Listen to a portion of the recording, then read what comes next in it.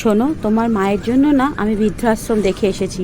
আমি তোমার মাকে দেখাশোনা করতে পারবো না, তোমার মায়ের সব কাজ আমি করতে পারবো না। কেন সব সময় বলো যে আমি তোমার মায়ের কাজ করব? কেন? তোমার মা, তুমি দেখতে পারো না? আমার কি যায় আসে, আমি তোমার মাকে দেখতে যাব? এত বয়স হয়েছে, কোনো বুদ্ধি নেই, জ্ঞান নেই। জানি না এই বুদ্ধি নিয়ে তোমাকে কি করে মানুষ করেছে।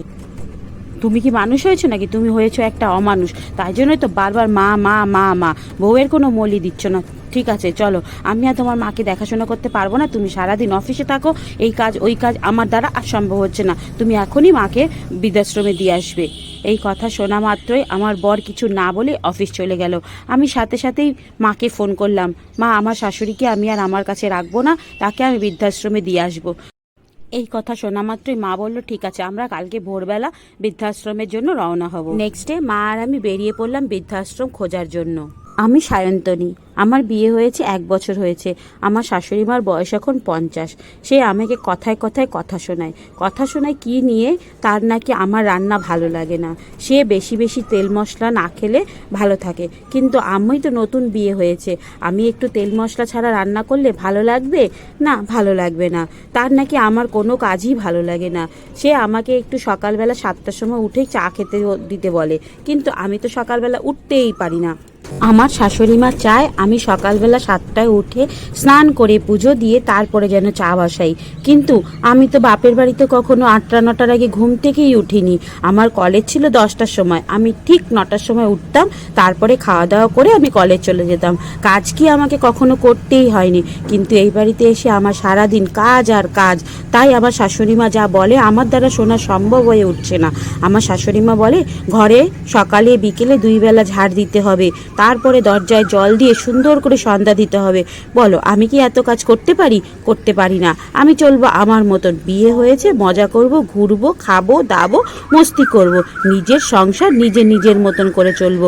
কিন্তু আমার শাশুড়ি মা সেটা করতেই দেয় না। তাই আমি ঠিক করেছি ওনাকে বৃদ্ধাশ্রমে দিয়ে আসবো। বাড়িতে রোজ রোজ অশান্তি ভালো লাগে না, তাই চলে গেলাম বৃদ্ধাশ্রমে। হ্যাঁ, তোমাদেরকে বলি এই বৃদ্ধাশ্রমটা কোথায় জানো? এটা হচ্ছে ঠিক কল্যাণী স্টেশন থেকে অটো বা টোটো ধরে বললেই হবে সাহেববাগান যাব।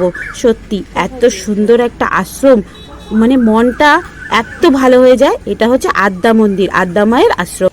এই আশ্রমটা অনেকটা জায়গা নিয়ে আছে, আর সামনেই ঢুকেই মন্দির, পাশে এখানে জমি চাষ হয়, নিজেরা নিজেদের জমি চাষ করে, মানে শাক পাতা যা থাকে, লাউ কুমড়ো সেগুলো।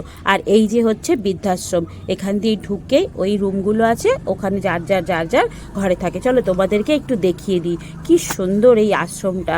হ্যাঁ, এখানে কিন্তু বেশি টাকা পয়সা লাগে কিনা আমার ঠিক জানা নেই, বাট আমি এত কিছু জিজ্ঞাসা করিনি। শুধুমাত্র আমার যাওয়ার হচ্ছে গিয়ে আমি একটু দেখতে গেলাম। আমি কখনো দেখিনি বৃদ্ধাশ্রম, আমার ভালো লেগেছে তাই আমি দেখতে গেলাম। এই দেখো এখানে বিবেকানন্দের একটা বড় মূর্তি আছে, আর ঢুকেই এই যে এটাই হচ্ছে আশ্রম। কি সুন্দর দেখো ঘরগুলো। আশ্রমের পাশে ছোট্ট একটা গার্ডেন আছে, যেখানে সন্ধ্যাবেলা বয়স্করা হাঁটাহাঁটি করে, সবাই মিলে একটু গল্প করে।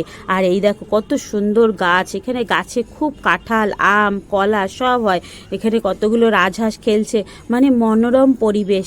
বয়সকালে এখানে যেয়ে যদি একটু শান্তিতে নিঃশ্বাস ফেলা যায় না, সত্যি দিনগুলো যেন ভালোভাবে কেটে যাবে।